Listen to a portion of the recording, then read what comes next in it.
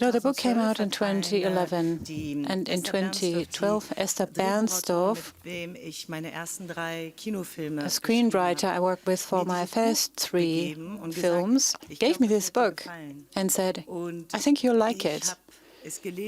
I read it very slowly, and I enjoyed it very, very thoroughly. And while reading it, I could basically see the whole film in front of my eyes already. And through an agency, I tried to acquire the rights. The rights had already been sold to somebody else. And then, again and again, I checked whether the film had come out or who was going to make it. But it never did come out.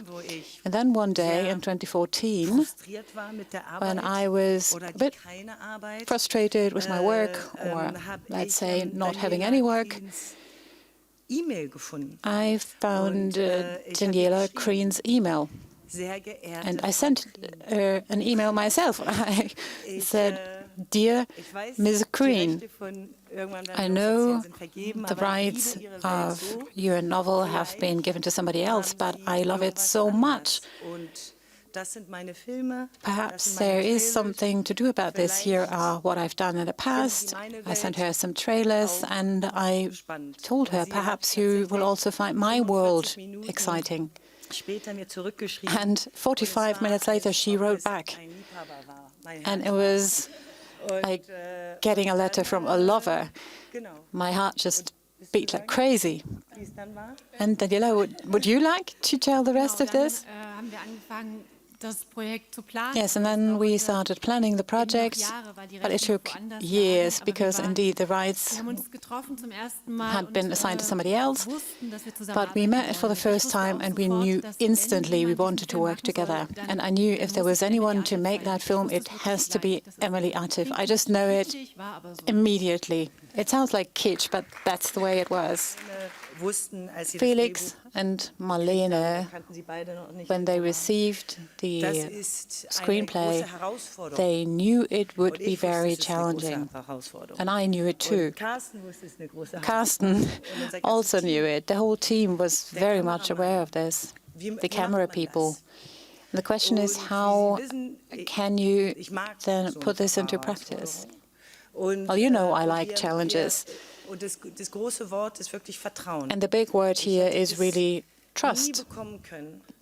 And I would never have been given that trust, and it would never have worked if Marlene and Felix hadn't trusted me, and I hadn't trusted them, that they can do this. And they both needed to trust each other. And we had a wonderful intimacy coach, Sarah, from the UK, who's been living in Germany for 30 years. And we've rehearsed these scenes for 2 weeks. They'd been very, very thorough rehearsed. It was really a choreography. And it was, as a matter of fact, very unerotic work. I read the screenplay before the casting, and I knew it would be a challenge. It wouldn't be easy, because all of us have limits, also a limit when it comes to our personal shame. And it's not a limit or a boundary that you just tear down like this. We worked with Sarah Lee for several days. We rehearsed the intimate scenes. And when it comes to the both of you, we were standing in front of each other, and we actually asked, "May I stroke your shoulder?" Yes. "May I stroke your hip?" Yes. And this is how we rehearsed every movement, and that gave us all the freedom that we had later. We got into the flow. It was like a dance. And there was really no uneasiness. I would never have thought that's impossible to make such a scene without being afraid in any way.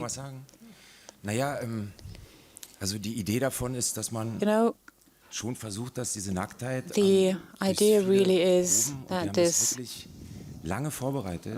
being naked, being intimate, is something that you wear like a costume. You know, it's the DNA of that story.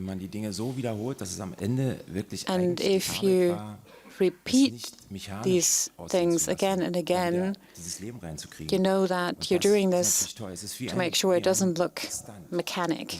It's like a stunt, let's say. If you watch stuntmen rehearsing again and again and drilling again and again, it's the same. In the beginning, it's a technical movement, but in the end, it just flows. And of course, the first time you shoot is connected to a lot of insecurity, but we were so well prepared that I would rather say the rest of the team felt the shame, and we didn't. The actors were really very free about this, and actually when the camera stopped rolling, you'd actually feel more naked than when you were shooting. It's also a lot down to Emily's attitude, and I think, if you ask me, laughing and crying in front of people can be just as intimate and can make you feel just as fragile as my naked, but it's not as visible. But we all have different experiences with our bodies. I mean, there are peoples out there in the world who just run around naked all the time, and here we don't. And Sarah Lee, der tiefste Moment eigentlich der ist, sich voneinander zu stellen und sich in die Augen zu schauen. Made us understand that one of the deepest emotional moments is to actually stand in front of each other and just look at each other for 5-6 minutes. That was a different kind of intimacy, and it was an experience I'd never want to miss. I can only appeal to everyone to try this. It sets you free, and it makes you stronger. The book is not a black and white story. Very often, the GDR is being portrayed as a gray place, something that didn't live. But then look at the novel. There's Marianne, for example. She's so feminine. She enjoys life. Everybody in that movie enjoys life. They like to eat. They argue. All to show this was very important for me.